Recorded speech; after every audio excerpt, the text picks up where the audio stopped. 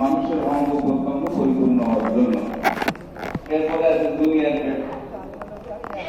তো এখান থেকে এরকমও সম্ভব না যে একটা চৌক নিয়ে আসতে পারে নাই, ঠিক আছে, মায়ের পেটে আবার ফিরে যায় ওই চৌকতে বলে লয়ে গেল, পারবনি, এটাও সম্ভব না।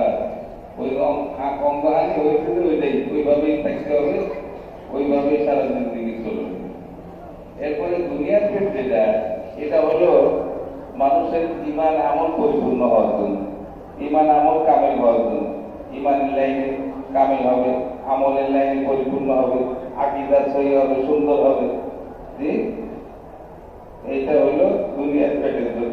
দুনিয়ার পেট হলো এটার কাজ, এই কাজের জন্য। এখন যদি কেউ দুনিয়ার থেকে ইমান আমলের লাইনে ত্রুটি নিয়ে কবরে গেল, ওইটা কবরে দেওয়া পুরা হবে।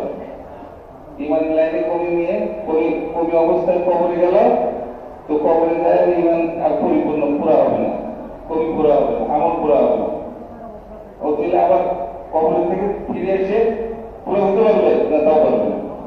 বলে যে অনেক মানুষ এরকম মৃত্যুর আগে আল্লাহ তাআলার কাছে দরখাস্ত করে, আল্লাহ আমারে আমার দুনিয়াতে ফেলে দাও, আমি একবারে আমল সব ঠিকঠাক করে আবার আসি।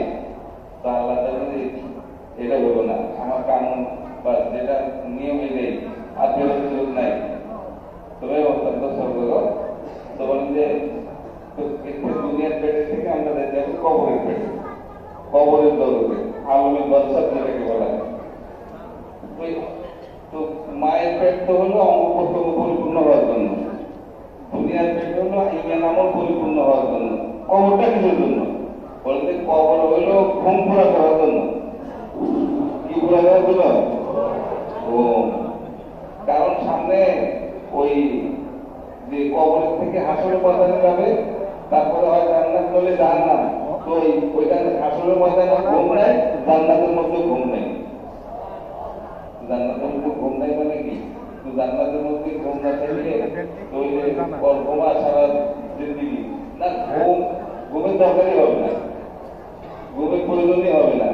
আর বলছে ঘুমটা তো হইল মৃত্যুর ভাই, তো জান্নাতীরা মরবে না। ঘুমাইলে তার মজা হইল কি? ঘুমাইলে তো আর মজা হইল না, এই জন্য জান্নাতের মধ্যে কি নেই? ঘুম নেই। তো বলেন যে ওই আলমের বরকত কবরের জগতের মধ্যে 2000 বছর ঘুমাইব। কয় হাজার বছর? 2000 বছর ঘুমাইব। ওই যে আর দুনিয়াতেও তো কিছু কমে হয়েছে নাকি? দুনিয়াতেও কিছু কমে হয়েছে, সামনে আর ঘুম নাই। এই জন্য কবরের মধ্যে উনি বলেন কথা যে কবরের জিন্দিগিটা হইল ঘুম পুরা করার জন্য। 2000 বছর ঘুমাইব। কয় হাজার বছর? 2000। বলেন এটা কাজ করে ইমানদারের জন্য। যখন তাকে প্রশ্ন করা হবে রবকে, তোমার দিন কি, এই ব্যক্তিকে যাকে তোমার কাছে পাঠানো হয়েছিল, তখন যে সে যখন ঠিক ঠিক জবাব দিয়ে দিবে, জবাব সহি দিবে, তখন তাকে তারপর আল্লাহ তাআলা পক্ষ থেকে ঘোষণা আসবে যে আমার বান্দা ঠিক করেছে, সত্য কথা কইছে, তাকে জান্নাতের বিছানা বিছায় দাও, জান্নাতের পোশাক পরায় দাও, জান্নাতের থেকে তার কাছে এরকম ওইরকম ফুল বয়ান জান্নাতের, জান্নাতের থেকে তার জান্নাতের সাথে সম্পর্ক হয়েছে।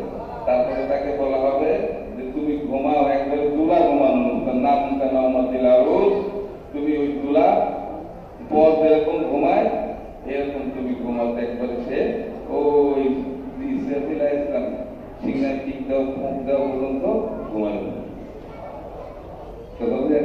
তো হইল কবরটা হলো ঘুম পুরা করার জন্য। এরপরে যখন কবরের থেকে উঠবে হাসরের ময়দানে, ওইখানে বিচার হবে। তো বিচারের মধ্যে হয়তো জান্নাতে নইলে জাহান্নামে। তো যারা জান্নাতে যাবে তারাও চিরদিন জান্নাতে, খালিদিনা ফিহা আবাদা, ওইখানে চিরদিন তাদেরকে জান্নাতে রাখা হবে, আর ওখান থেকে আর বাইরে হবে। আর যারা জাহান্নামে যাবে তারা ওখানে চিরদিন, লা ইয়ামুত ফিহা ওয়া লা ইয়াহইয়া। ওরা তো জাহান্নামীরা তো মরবেও না, বাঁচবেও না, এই অবস্থায় মরাও পাওয়া যায় না, বাঁচাও পাওয়া যায় না। আল্লাহ তাআলা